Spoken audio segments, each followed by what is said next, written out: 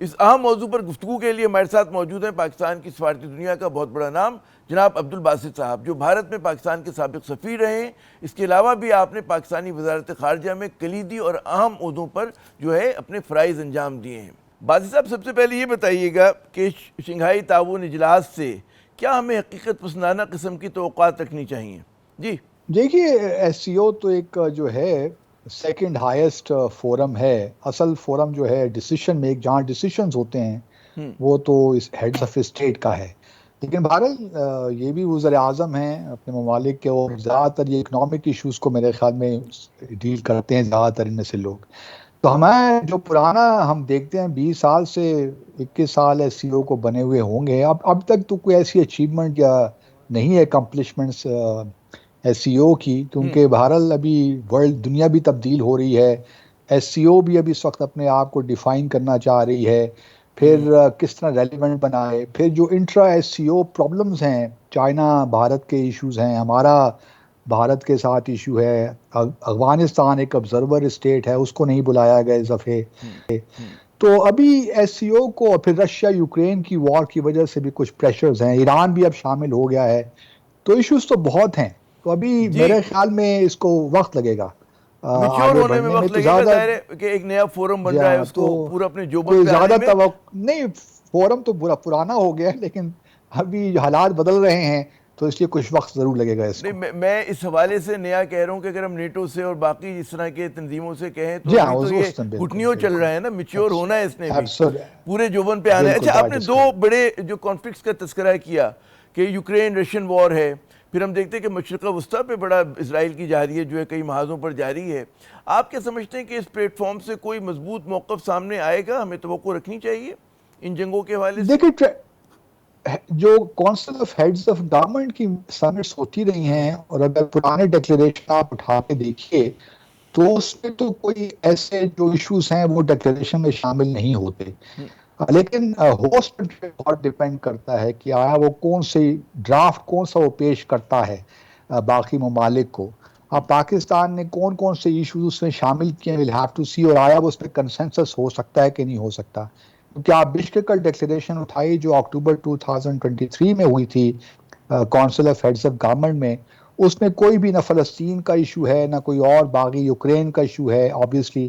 اس وجہ سے میں توقع تو نہیں رکھتا، کیونکہ وہ جو ہے ہیڈز آف اسٹیٹ کے جو ڈکلیریشن ہوتا ہے اس میں یہ سارے پولیٹیکل ایشوز کو لایا جاتا ہے، لیکن میں زیادہ توقع نہیں رکھتا کہ پولیٹیکل ایشوز اس میں آئیں گے، لیکن بھارت چونکہ اس کے ایجنڈا میں سیکیورٹی بھی شامل ہے، دہشت گردی کے حوالے سے بات ہوگی، تو کچھ ایسے ایشوز آئیں گے جو پاکستان کے لیے بھی، ہمارے لیے بھی میٹر آف کنسرن بھی ہیں، انٹرسٹ بھی ہیں، اور باقی ممالک کے لیے۔ لیکن جس طرح آپ توقع رکھ رہے ہیں کہ ایک بڑا کمپریہنسو ڈکلیریشن ہوگا جس میں دنیا بھر کے جو ایشوز ہیں وہ آئیں گے، وہ ایسا نہیں ہوگا میرے خیال میں۔ اچھا، آپ نے فرمایا کہ جناب سیکیورٹی اور دہشت گردی کے ایشوز ہیں۔ کل ایک بڑی زبردست کہتے ہیں نا، گزشتہ روز ملاقات ہوئی نواز شریف صاحب کی اور ایک بھارتی صحافی کی، پھر بھارتی صحافی نے اس کے بعد برکھزت صاحبہ نے اس کے بعد جب گفتگو کی اپنے مطلب ہے اپنے چینل کے لیے جو انہوں نے بات کی، اس میں کہا کہ جی بہت ہمارے لیے، بھارت کے لیے جو ایشو بہت امپورٹنٹ ہے وہ ہے ٹیررزم، دہشت گردی، اور 3 مرتبہ انہوں نے یہ لفظ استعمال کیا، ٹیررزم ٹیررزم ٹیررزم۔ اور وہ کہتے ہیں کہ جی جے شنکر صاحب جو ان کے وزیر خارجہ ہیں اس معاملے کو ایس سی او کے پلیٹ فارم سے اٹھائیں گے، اس کی توقع ہے۔ آپ کی کیا ایکسپیکٹیشنز ہیں؟ ڈیفینیٹلی جے شنکر اپنے ایڈریس میں ضرور کراس بارڈر کا بھی ذکر کریں گے، پھر شاید وہ یو این سیکیورٹی کونسل کی جو کمیٹی ہے، یو این کمیٹی 1267، جس کے تحت افراد کو ٹیررسٹ ڈیزگنیٹ کیا جاتا ہے، اس کا بھی حوالہ دیں گے انڈائریکٹ، کہ بہت سے ممالک جو ہیں وہ اس کو بلاک کر دیتے ہیں because of political reasons, cherry picking کرتے ہیں، تو وہ مناسب نہیں ہے۔ تو بلکہ بٹ میں یہ نہیں سمجھتا، کیونکہ ایس سی او ایسا فورم نہیں ہے جہاں پہ بائیلیٹرلی آپ نیم اور شیم کریں یا بائیلیٹرل ایشوز اٹھائیں، تو میں وہ توقع نہیں رکھتا۔ جے شنکر ایک منجھے ہوئے سفارتکار رہے ہیں، 40-45 سال کا تجربہ ہے ایز اے ڈپلومیٹ، تو میرا خیال میں ہی وڈ بی کیئرفل کہ کوئی ایسی بات نہ کریں جس سے سارا فوکس بھارت پہ آئے۔ اور ابھی جو کینیڈا اور بھارت کے درمیان بھی اس وقت ہو رہا ہے، سفارتکاروں کو ایکسپیل کیا جا رہا ہے because of alleged involvement of Indian diplomats، تو یہ ساری وہ چیزیں ہیں جو کہ لگتا ہے کہ he would be more careful. Formulations definitely ہوں گی بٹ ان کو کس پیرائے سے کس طرح وہ پیش کرتے ہیں اپنے ایشوز کو, that we will have to see tomorrow. میں نے تو اس حوالے سے کہا کہ ظاہر ہے کہ بھارتی جو صحافی برکت صاحبہ ہے نواز شریف سے ملی اور وہ بڑا کلوز بھی سمجھ جاتی ہیں اپنی اسٹیبلشمنٹ کے, تو اگر وہ یہ دعویٰ کریں تو غالباً ہمیں سنجیدگی سے لینا چاہیے. ظاہر ہے کہ بطور میزبان پاکستان کی کچھ ایک حدیں ہوں گی کہ اگر وہ اس طرح کا کوئی ایشو اٹھاتے تو پاکستان کس طرح سے رسپونڈ کر سکے گا. آئی نو کہ میں ifs and buts میں بات کر رہا ہوں اگرچہ مگرچہ, لیکن ظاہر ہے کہ اگر ہم سینیریو بلڈنگ کریں. جی اس سے پہلے بھی دیکھیے, یہ پہلی دفعہ تو نہیں ہو رہی نا. پاکستان لاسٹ ٹائم جو بشکک میں میٹنگ تھی اس میں بھی جے شنکر تھے اور ہمارے زمانے میں جو کیئر ٹیکر فارن منسٹر تھے وہ وہاں موجود تھے.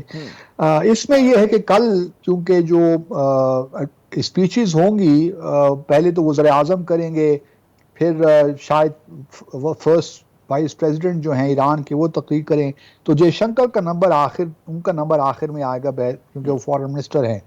تو اس کے بعد پھر ہمارے پرائم منسٹر کنکلوڈ کریں گے, کنکلوڈنگ اسٹیٹمنٹ بھی ان کی ہوگی.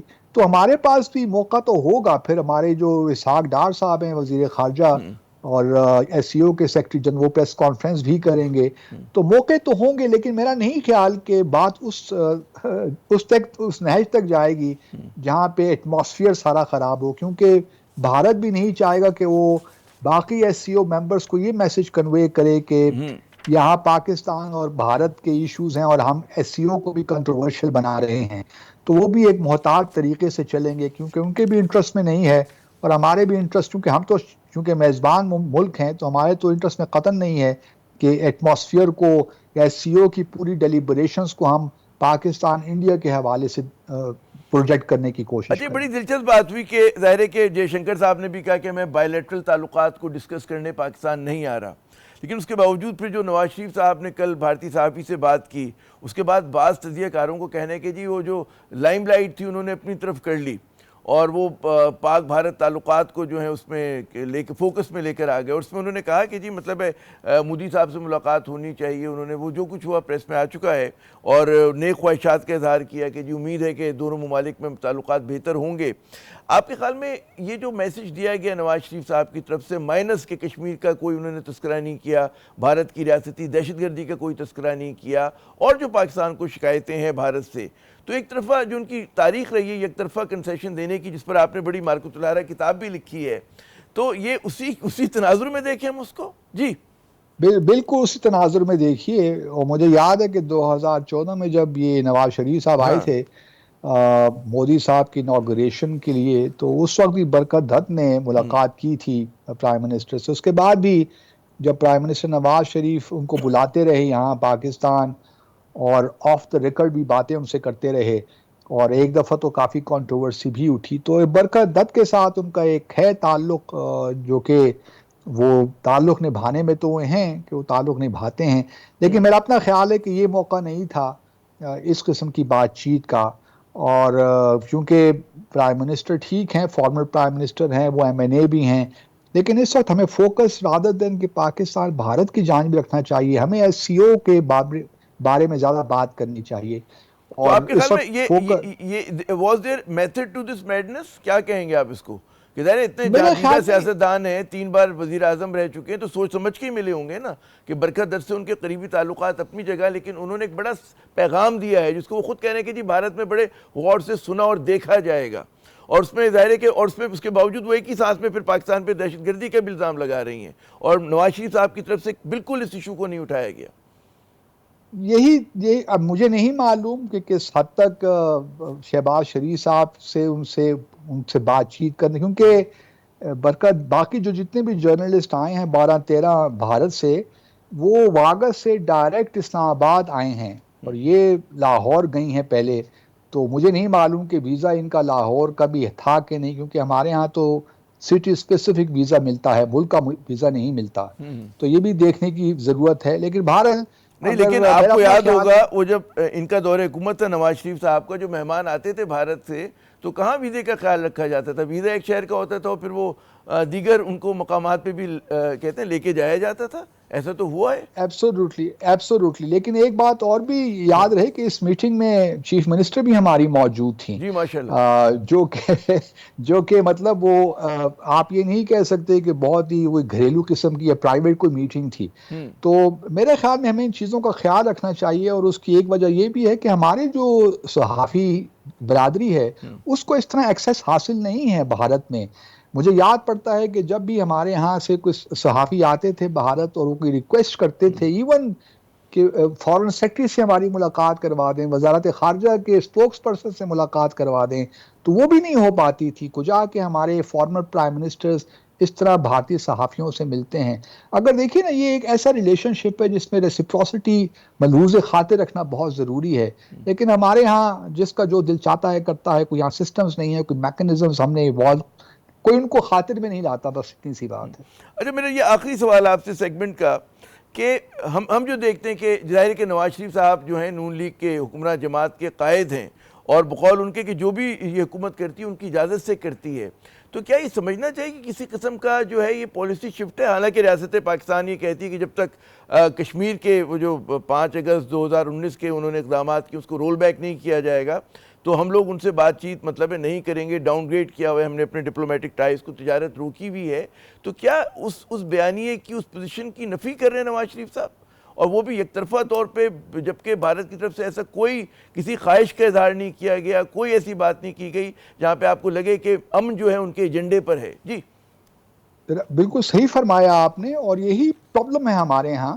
اگر آپ کو یاد ہو تو جب یہ حکومت بنی تو پہلا بیان اسحاق ڈار صاحب نے بیٹھ کے یہی دیا بحیثیت وزیر خارجہ کے کہ ہم ٹریڈ بحال کرنا چاہتے ہیں. ہم سب کچھ مطلب یہ ایک اشارہ تھا کہ بس اب بھول جائیے، آگے بڑھیے. ابھی دیکھیے ایک اور بھی مسئلہ ہو رہا ہے.